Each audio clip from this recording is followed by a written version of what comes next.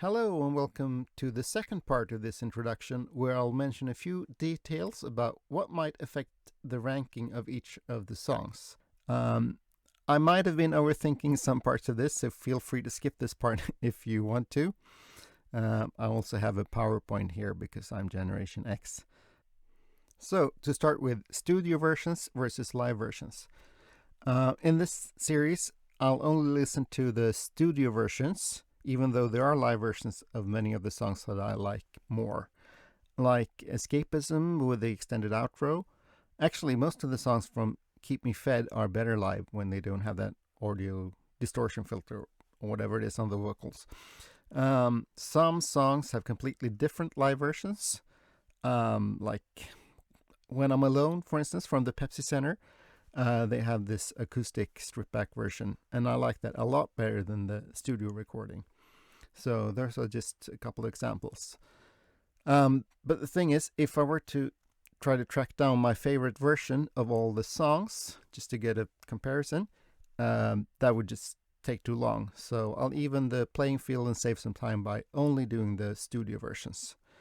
That will place some songs further down in the rankings, but that's how it is. There are lyrics videos to some of the songs, but I'm gonna use Spotify, again just to save time, and play the song from Spotify and read the lyrics on Spotify. I like the way they're shown, the lyrics. You can follow along like the color changes, so it's a bit karaoke style, even if it's not as graphically pleasing as playing the video with the subtitles. For the 3 songs in Spanish, I will play the YouTube video with the translated text. Now, Queen of the Murder Scene, that's a concept album where each song is part of a story. It's a bit like a rock opera, and the point is that each song is meant to be experienced as a part of that story. It's like you carry the emotion of one song into the next one. Now, some of these songs work well in the context of the story, but taken out of context, they might make less sense and come off as a bit aggressive, maybe, as the Queen descends into madness. I've decided to treat each song as a standalone song, as if it was on a random playlist on Spotify. So when a song comes up, I'm not going to go, oh yeah, this is the part of the story where the character has had this or that experience. That means some of the songs from that album will be disadvantaged and will end up lower in the ranking list. I love the album as a whole, but maybe not each individual song quite as much. Again, out of context. Then we have the recency bias, also known as your favorite song by The Warning is the latest song you heard by The Warning.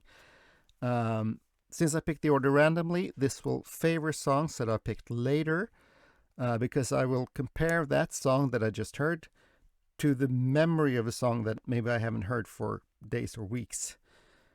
So that means that the songs that get picked later will have a higher chance to get a high ranking, and there's not much to do about that. But then, and now we get to the complicated part, taste in music is an intransitive property.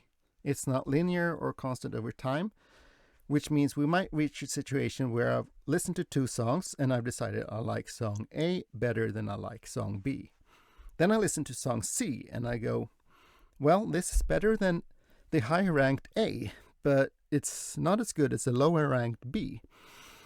So I want to rank it higher than A but lower than B, but I've already set the order of those 2. So that's what intransitivity means, that A can be better than B, B is better than C, but then C is better than A. So how do we solve this conundrum in my heart? There are a couple of ways to deal with this. One is to simply change the order of A and B that I decided before and say that I was wrong. But then if you start changing the order of things you decided weeks ago, it quickly gets complicated. And you don't remember your reasons for putting A above B in the first place, and no, I won't do that. Or you could just say, well, I can't place C where I want to, so I'll place it between A and B. Then it's neither higher than A nor lower than B, but it's kind of a compromise. This will probably be the most fair way to deal with intransitivities. But when there are more than 3 songs involved, that will also start making it complicated. A third option is to simply rank it higher than A and say that, well, it's better than A, it should be higher up. But we already have the recency bias that favors songs that are picked later in the series. So we don't want another thing that favors later songs. So that's why I will choose the fourth option. When I run into this intransitivity problem, I will rank the song lower than song B, as if song A didn't exist. As long as there's a song that I like better, I'll place the new song below that one. Even if I like it more than song A at that point in time, it will still be ranked lower. This will partly counteract the recency bias, and yeah, I'll just have it as a rule for myself. So that was maybe a bit too much overthinking it, but now it's time to pick the first song. I'll see you at the roulette wheel in the next video. Bye for now.